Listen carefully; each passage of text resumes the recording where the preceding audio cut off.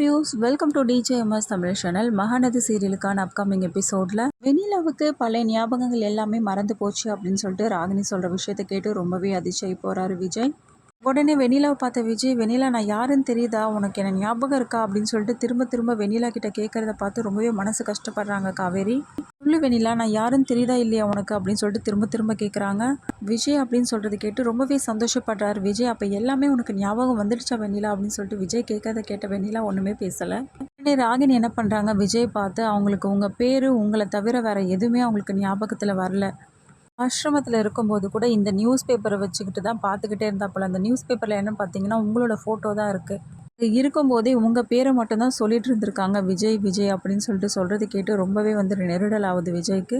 விஜயால் ஒன்றுமே பேச முடியல. தாத்தா வெண்ணிலா பாருங்க தாத்தா, எந்த நிலமையில இருக்கா பாருங்க தாத்தா அப்படின்னு சொல்லிட்டு திரும்ப திரும்ப தாத்தா கிட்ட போய் சொல்லி அழ ஆரம்பிக்கிறாரு. சரிப்பா விஜய், நீ ஒன்றும் கவலைப்படாதப்பா, எல்லாம் சரியாயிடும், நம்ம சரி பண்ணிடலாம் வெண்ணிலாவா அப்படின்னு சொல்லிட்டு தாத்தா ஆறுதலாக பேச, ஆமாம் தாத்தா எவ்வளோ செலவானாலும் வெண்ணிலாவை காப்பாற்றினோம் தாத்தா, பழைய நிலைமைக்கு கொண்டு வந்துடணும் தாத்தா அப்படின்னு சொல்லிட்டு திரும்ப திரும்ப விஜய் சொல்கிறது கேட்டு காவேரியால் தாங்கிக்கவே முடியல இந்த கஷ்டத்துலேருந்து. நடக்கிறதெல்லாம் பார்த்துட்டு மனசு கஷ்டத்தோடு அங்கேருந்து வெளியில் வரதை பார்த்து ராகினி என்ன பண்ணுறாங்க, காவேரி கிட்ட போயிட்டு என்ன பண்ணுறாங்க, திரும்ப பேச ஆரம்பிக்கிறாங்க. அம்மா காவேரி, இவ்வளோ சீக்கிரம் நீ வீட்டை விட்டு வெளியில் போக நான் நினைக்கவே இல்லை பார்த்தியா. நான் என்ன தான் ப்ரெஷர் கொடுத்தாலும் கரெக்டாக விஜயோட பிறந்தநாள், அதுவுமா விஜய்க்கே பிறந்தநாள் பரிசாக கொண்டு வந்து கொடுத்தப்பாரு, அதுதான் பெரிய விஷயமே.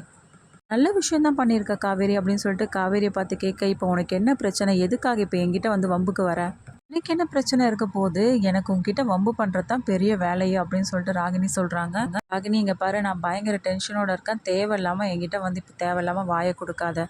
அதான் நீ சொன்ன மாதிரி வெண்ணிலாவை விஜய் முன்னாடி கொண்டு நிறுத்திட்டல, அப்புறம் எதுக்காக இப்போ டார்ச்சர் பண்ணிகிட்டு இருக்கேன் என்ன அப்படின்னு சொல்லிட்டு கேட்க, வெண்ணிலாவை இங்கே கொண்டு நிறுத்திட்டேன் அவ்வளோதானே, அப்போ எல்லா பிரச்சனையும் தீர்ந்து போச்சு தான் நினைக்கிறேன். இல்லை காவேரி, அதுதான் இல்லை. இது எல்லாத்தையும் பார்த்துட்டு இருந்த கங்கா அங்கேருந்து வந்த கோவத்தோட ராகினியை பார்த்து, ஏய் உனக்கு ஒரு வேலை இல்லையாடி, எதுக்காக இங்கே பிரச்சனை பண்ணிட்டு இருக்க அப்படின்னு சொல்லிட்டு கேட்க, என்னடா இன்னும் சப்போர்ட்டுக்கு ஆளை காணோமே நினச்சிக்கிட்டே இருந்தேன், வந்துட்டிங்களா, இவக்கிட்டலாம் எதுக்காக காவேரி நின்று பேசிகிட்டு இருக்க, கிளம்பு அப்படின்னு சொல்லிட்டு சொல்ல, ஆமாம்மா கிளம்புங்க கிளம்புங்க, என்ன தங்கச்சியோட வாழ்க்கையை காப்பாற்றணும்னு சொல்லிட்டு வந்தீங்களா, அதான் பார்த்தீங்கல்ல விஜய் வெண்ணிலாவை எப்படி பார்த்தோன்னே உருகி உருகி போகிறாருன்னு.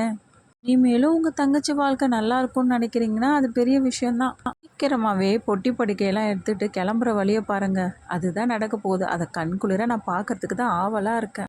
வாய மூடு, தேவையில்லாத பேச்செல்லாம் பேசிகிட்டு இருக்காது என்ன. எவ்வளோ ஒரு அசிங்க பிடிச்சவன்னு சொல்லிட்டு நீ பண்ண காரியத்தை வச்சு எனக்கு தெரிஞ்சிருச்சுடி. ஒரு பொண்ணோட வாழ்க்கைன்னு கூட பார்க்காம எந்த மாதிரியான வேலைலாம் நீ பண்ணி வச்சுருக்க. ஐயோ நான் என்னம்மா பண்ணேன், இங்கே பார்த்தியா விஜய் கூடிய சீக்கிரமே சொல்லலைன்னு சொல்லிட்டு கோபம் தான் பட்டார். இந்த வகையில் பார்க்கும்போது காவேரிக்கு நான் நல்லது தான் பண்ணியிருக்கேன்.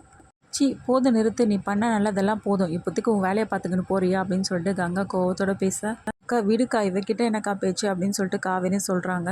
எல்லாம் உன்னை சொல்லண்டி, நீ பண்ண வேலையால் தான் இந்த ராகினிலாம் ரொம்ப கொழுப்பெடுத்து போய் தெரிஞ்சிட்டு இருக்கா.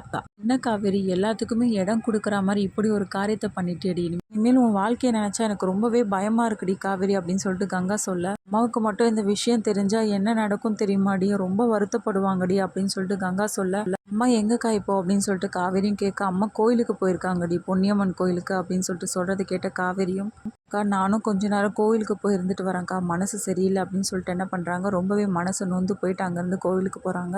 கோயிலுக்கு போய் சாரதா பார்த்த காவேரி என்ன பண்ணுறாங்க, என்னம்மா நீ மட்டும் வந்திருக்க, மாப்பிள்ளை வரலையா, நான் கங்கா கிட்ட மாப்பிள்ளையும் தானே கூட சேர்த்து சொல்லி அனுப்பினேன், இன்னைக்கு பிறந்த நாள் இல்லைம்மா, அதனால தான் பூஜை பண்ணலான்னு சொல்லிட்டு வர சொல்லியிருந்தேன், அவர் வரலையா அப்படின்னு சொல்லிட்டு காவேரி கேட்க, காவேரி என்ன பண்ணுறாங்க, அப்படியே அழ ஆரம்பிக்கிறாங்க. இது ஒன்றுமே புரியல சாரதாவுக்கு.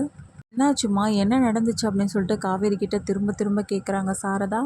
இல்லை பற்றின விஷயத்த அவங்க அம்மா கிட்ட சொல்கிறாங்களா இல்லையா, இது எல்லாமே தெரிஞ்சுக்கலாம். அதுக்கு மறக்காம சேனலை சப்ஸ்கிரைப் பண்ணிக்கோங்க. கூடவே இருக்க அந்த பெல் ஐக்கனும் கிளிக் பண்ணிவிடுங்க, அப்போ தான் நான் போட்ட அடுத்தடுத்த வீடியோஸ் உங்களுக்கு நோட்டிஃபிகேஷனில் வரும். ஓகே வியூஸ், தேங்க்ஸ் ஃபார் வாட்சிங் திஸ் வீடியோ.